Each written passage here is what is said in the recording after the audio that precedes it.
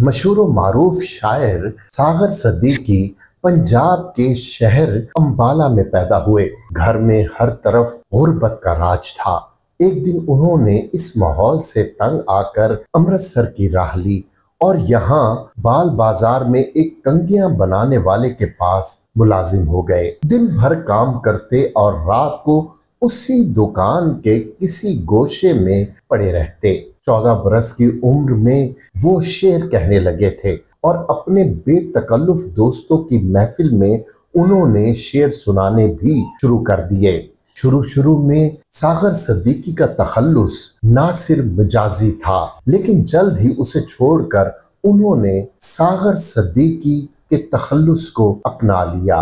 सागर की असल शोहरत 1944 में हुई, जब अमृतसर में एक बड़ा मुशायरा हुआ। उनके एक जानने वाले ने मुंतजमीन से कहकर उन्हें मुशायरे में पढ़ने का मौका दिलवा दिया। सागर की आवाज में बला का सोच था और वो तरन्नुम में पढ़ने में जवाब नहीं रखते थे।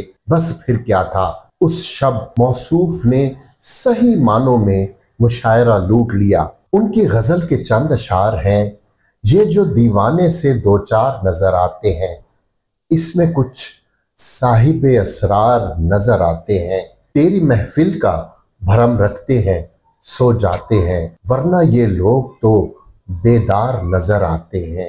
कुदरतन उसके बाद अमृतसर और लाहौर के मुशायरों में उनकी मांग बढ़ गई।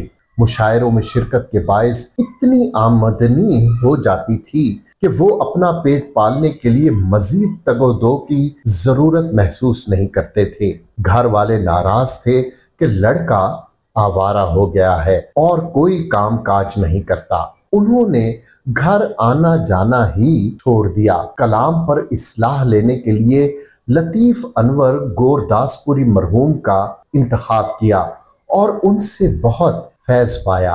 1947 में पाकिस्तान बना तो वो अमृतसर से लाहौर चले आए। यहाँ दोस्तों ने उन्हें हाथों हाथ लिया और आपका कलाम मुख्तलिफ पर्चों में छपने लगा। फिल्म बनाने वालों ने भी गीतों की फरमाइश की और उन्हें हैरत अंगेज कामयाबी नसीब हुई। उस दौर की मुतअद्दिद फिल्मों के गीत सागर सदीकी के लिखे हुए हैं। उस जमाने में उनके सबसे बड़े सरपरस्त अनवर कमाल पाशा थे। भूली हुई सदा हूं, मुझे याद कीजिए, तुमसे कहीं मिला हूं, मुझे याद कीजिए।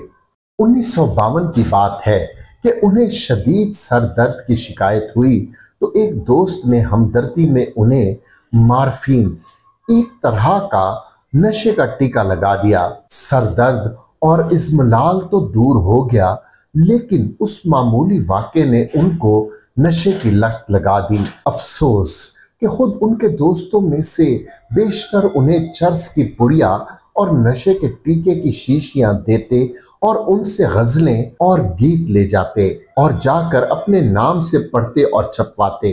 अदब की इससे ज्यादा तजलील और क्या हो सकती है। उसके बाद उन्होंने रसाइल और जराइद के दफ्तर और फिल्मों के स्टूडियोज आना जाना छोड़ दिया।